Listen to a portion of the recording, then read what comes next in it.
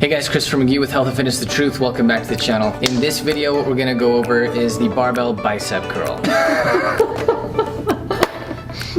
Okay, let's get it.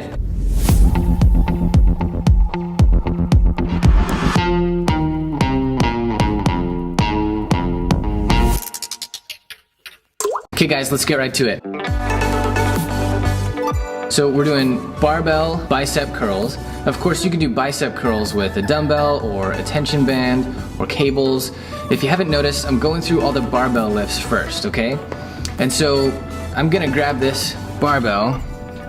This is the same kind of barbell that you would use for a squat or a bench press or a deadlift.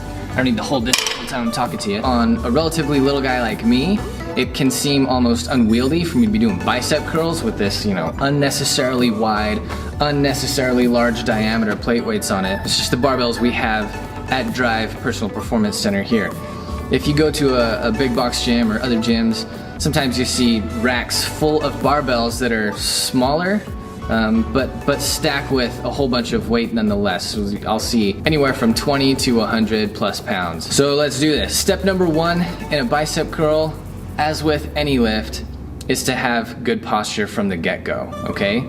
So this is a front-on posture, and I'll turn sideways for you here. Just like any other lift, I want my pelvis right under my spine, which is right under my shoulders. I want that all in line. I don't want my shoulders not here, I want them back and down. Shoulders back and down. And then I'm gonna curl this up. What you'll notice is that I don't move my elbows forward as I curl. And you'll notice that at the top, I just get a brief hold and squeeze.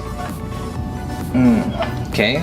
So what's happening when people do bicep curls and they go here? Remember, a free weight is acted upon only by gravity, which means the free weight's anchor point is straight down to the ground. Which means if I get here, look at the angle. My bicep is pulling up on my forearm. That's its insertion point, is right here on the radius. So if it's pulling up and my bicep has this angle and I stack the weight directly on top of my forearm, then my biceps suddenly have to do a lot less work when I'm here. The tension in the bicep stays there when I keep my elbow pointed straight down. So I don't want to bring my elbows forward unless I'm working with a cable machine or a tension band where my anchor point is in front of me and I'm pulling it further in. But on a free weight where my anchor point is the ground, just getting to here is all I want. And that's about all the flexion that my elbow has. If I'm coming up anymore, the bicep does cross the shoulder joint,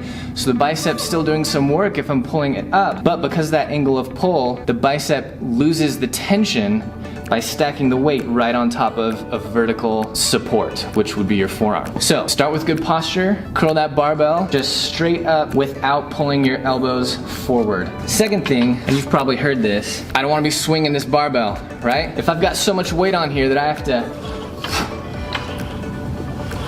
throw my hips forward, throw my shoulders behind my pelvis at the top, if I have to do this to curl this thing, I have too much weight on.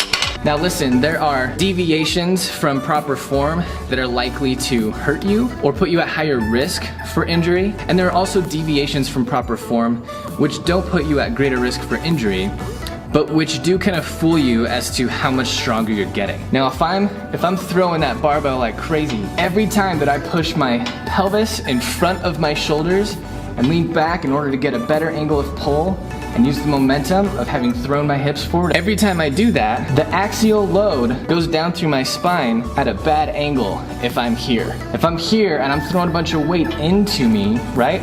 Curl comes out and back in at the moment that my pelvis is forward. I'm deviating from form in a way that increases my risk of injury to my low back. I also might possibly be creating a deviation from good form that could damage my shoulder. When I've got my shoulders back and down, that's a stable position. And elbows right into my side is a super stable position. And if I'm throwing weight and using weight to create momentum through my shoulders, if my shoulders are rotating forward or protracting during this process at all, and then pulling back in, I'm risking impingement, especially for the short head of the biceps muscle, because it crosses the shoulder joint but just barely. And if that humeral head comes forward and then jams back in as I'm creating all that momentum and pulling in, it just increases the risk that the humeral head could be snapping into the tendon and possibly impinging the tendon of the short head of the biceps as it moves around in joint. So if you can't maintain good posture with your pelvis right under your shoulders and your head right where it needs to be as you're doing a barbell curl,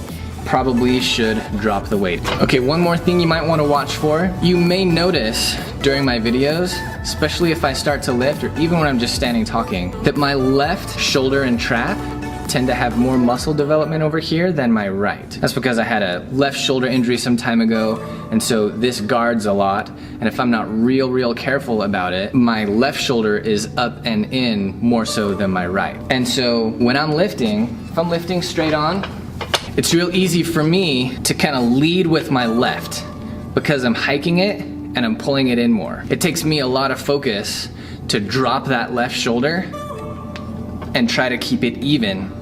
So my shoulders are even, but because there's more muscle development on my left trap from guarding for years, it looks like they might not be even, right?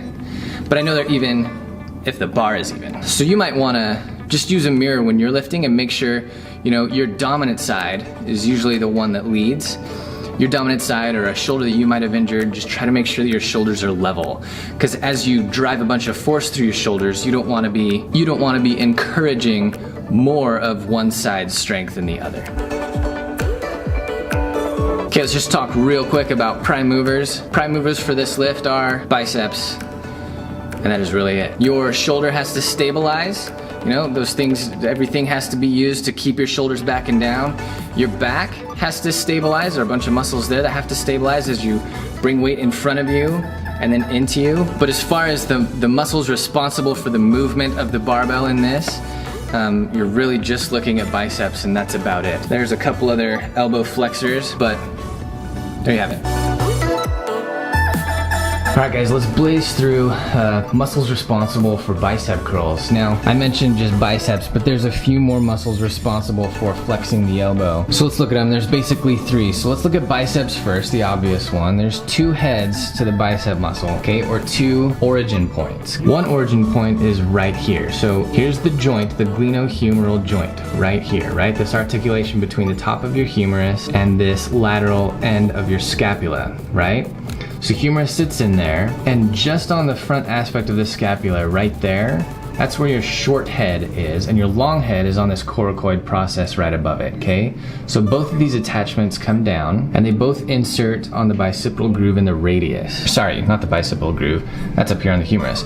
The radial tuberosity. Now the fact that your bicep inserts on the radius is relevant more so in dumbbell curls than in barbell curls. On a dumbbell curl, you can get more supination out of your arm, which is to say you can twist your arm this way. And that adds just a tiny little bit of contraction on a bicep curl if you're holding a dumbbell. But of course, you can't be holding a barbell and twist your arm this way. You can't rotate your forearm, get that supination with both hands because there's a barbell in the way. So let's look at the other two. So you've got biceps, and you've got brachioradialis, which is a muscle that kind of wraps around this lateral edge of your humerus and comes down and inserts all the way down here on the radius. So you've got biceps, okay, here to here. You've got brachioradialis, which goes from here down to here, and you've got the brachialis. The brachialis just originates on the front distal third or half of the humerus. It just originates right there on the bone, comes down, and it inserts on the ulna right in there. So all three of those muscles, right, cross this joint, which means when they tighten, this joint does this, or elbow flexion, and you are affecting a bicep curl. There you go.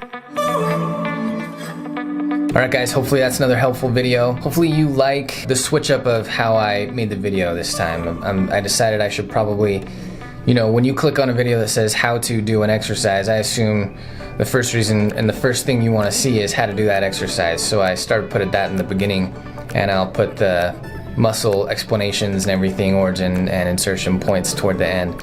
Hopefully that's good for you. If you like it or don't like it, let me know. Hit like on this video, hit subscribe if you want to learn more good things on how all the exercises work. I'll be going over everything in time. Hopefully you guys are having a good one. See you in the next video. Bye-bye.